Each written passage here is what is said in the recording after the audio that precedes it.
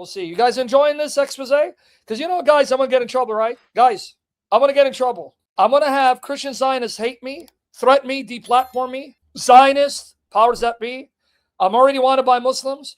And I'm going to have Satan wanting to destroy me. Now, the way Satan's going to try to destroy me is through temptation. So if you really love me, if you really do, and you think God is using me, you prayer warriors, when you go to church and your rosaries, intentions, and when you ask the saints to pray, bathe me, my daughters and I, and ask the Queen Mother and the saints to pray for me.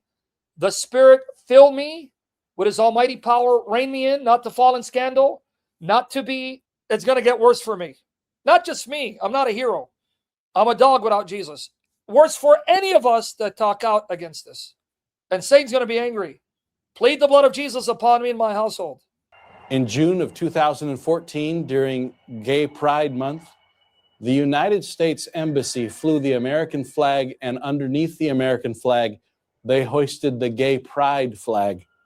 And for the last few years now, Tel Aviv has been voted the #1 gay city in the world amongst the gay community themselves. They have voted Tel Aviv as the #1 place in the world. Not San Francisco, not New York, but Tel Aviv. So you're telling me this is God's prophecy being fulfilled. He brought them into the land. He's blessing them. He's fighting for them. He's honoring them in spite of their wicked, filthy immorality, hatred of Christ, persecution of the gospel. I thought those were the reasons why God hated them and rejected them. But you're saying no, in spite of that, they're still God's people and he's fighting for them. Really? And isn't it amazing? John already nailed it. John in Revelation said, Jerusalem is spiritual Sodom and Egypt. And that was 2,000 years ago. Imagine what John would say about it if he saw it now. Now, guess who their Messiah is? This is what's going to shock you, the final part. Tell me, when they describe their Messiah, who does it sound like? Go watch this documentary, and I'll give you the link to the other one, Dispensationalism, Destroying It, where the satanic doctrine of Christian Zionism originated. Okay, watch here. Tell me who their Messiah sounds like, okay? Christ. You have to believe that there is a Christ and that it's not Jesus. John 4 tells us that the word Messiah means Christ. The woman at the well, she said, I know that Messiah is coming, which is called Christ. So we know that the definition of the word Christ is Messiah. So in 1 John 2:22, when it says, who is a liar but he that denied that Jesus is the Christ, what it's saying is, who is a liar but he that denied that Jesus is the Messiah. So, you know, what group of people believes that there is a Messiah but does not believe that Jesus was that Messiah? Again, those are the Jews. Let me just see if I can characterize this right then. Basically, the Jewish belief on Jesus is, I mean, Orthodox synagogue in Arizona, because he's from Arizona. So look, what's the Jewish belief about Jesus? Listen. you obviously don't believe he was the Messiah, but you just kind of think he was just kind of just another in a long stream of false messiahs. Yes. If he even claimed to be if that. He claimed, or he was, sure that he if the claim was made, if the claim was made that he's a Messiah, he's a false Messiah. Jesus never said, I am the Messiah. The Jewish people would have been interested in the Messiah. Right. They're waiting for Messiah. They want Messiah. Yeah. So if he had any of the real characteristics of a Messiah, they would have been interested in him. Mm-hmm. They would have checked and so on and so forth. But he had 12 disciples. That's not a lot. I mean, you know, you're talking about the nation of the Jews with all the scholars. Right. They weren't won over to him. They didn't believe in him. Not at all. The Christians invented the idea of a failed Messiah. Even though he failed, he's still the Messiah. We reject that. If you fail, then you're not the Messiah. They're still looking for another Messiah to come. And we know that that other Messiah that's coming is the Antichrist. Watch. What does a Jewish Messiah look like? A very powerful king that will establish peace and goodwill on earth. You have to be able to establish peace. World peace. World peace. World peace. He says when the real Messiah makes his appearance in such a dramatic fashion that it can't be denied, then everybody will acknowledge that he's the real Messiah. And that worldwide. Worldwide. Even the non-Jews, because they were all looking forward to the Messiah. So when the Messiah comes, you're saying the whole world's going to believe on him. Yeah. When the Messiah comes, world peace, the whole world will believe on him. Now watch.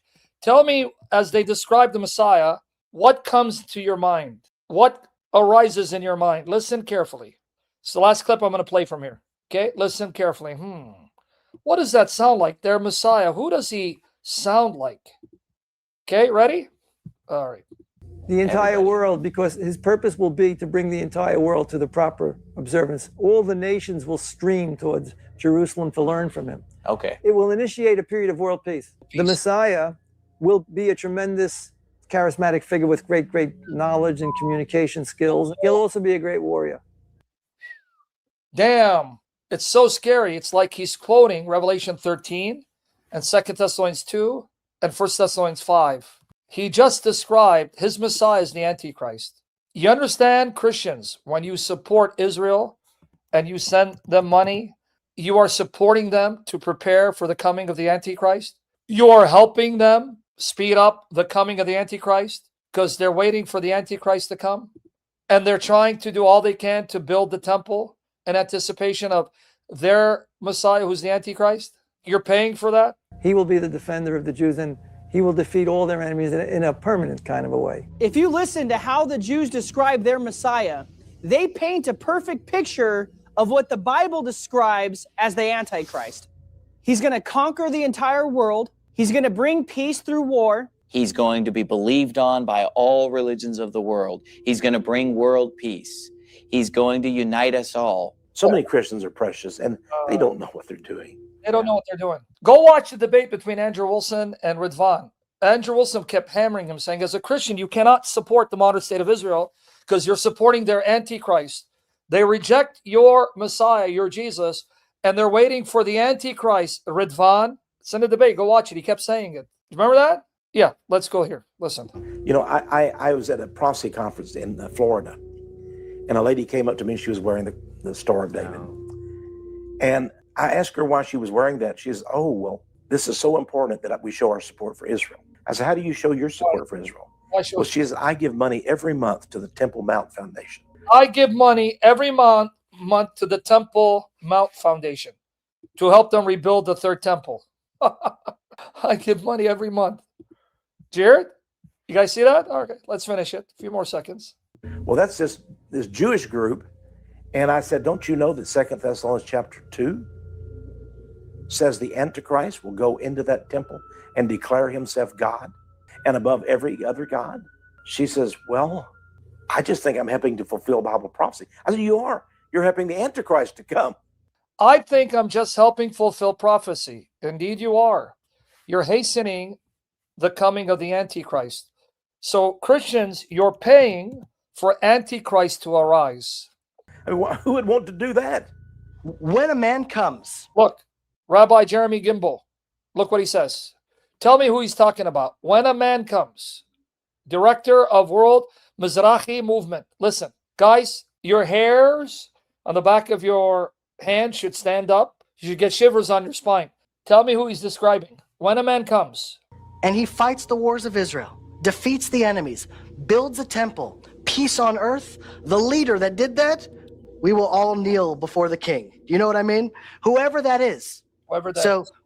Your vision of that, you say it's a second coming. Okay. We say it's a first coming. Okay, you say second coming, we'll say it's the first coming. Leaving on. You know what's ironic? Leonard Nimoy. Turned out he was a Jew too. Do you know that sign, that Spock sign that he does? You know Leonard Nimoy when he used to do this, the Spock sign? I learned that from the documentary. They have a clip. That's the letter Shin. He's actually pronouncing a rabbinic blessing on you. Did you know that? Here, let me find that. Make sure you watch this entirety because I can't play everything. I don't want to get flagged. Phenomenal. And then I'm going to give you the link to the dispensational. Where did this all start from? About 200 years ago, a young girl had a vision, supposedly from God. John L. Darby and Schofield bought into it. And they became the impetus to poison evangelicalism. There you go. Watch here.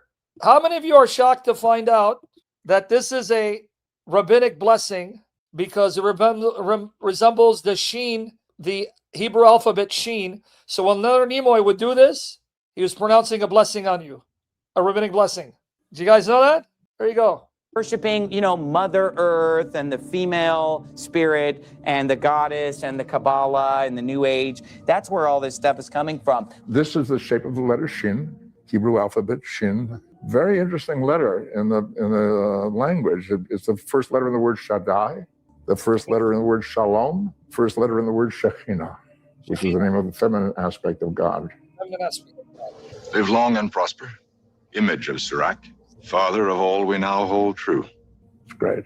People don't realize they're blessing each other with this. That's great. A Jewish actor made it part of his alien character to do the Shin sign. Shekinah, the female aspect of God. You should hear what the rabbis say about God. You know, that he can be a woman or a man, doesn't matter. Right? Shaddai. People don't know you're getting blessed. And you're telling me they haven't infiltrated? Yeah, the Shekinah. Because Shekinah from Mishkan, Shakan, meaning to dwell, tabernacle, is feminine noun. Shekinah is a feminine noun. Because it's a feminine noun, you'll speak of it as a woman. But it doesn't mean it's a woman. So the rabbis, being geniuses and into mysticism, Gnosticism, and New Age demonism, they took the word Shekinah to refer to the feminine aspect of God, that female part of God, because God is male and female. That's rabbinic Judaism, right? That's what they believe about God. That's why in Kabbalah, you have what's called the Ein Sof, the infinite. And the Ein Sof has 10 manifestations called the Sefirot. 10 of them, they're male and female, and they can cohabit with each other. That's how sick, demonic, perverted Kabbalah is. Rabbinic Jewish mysticism.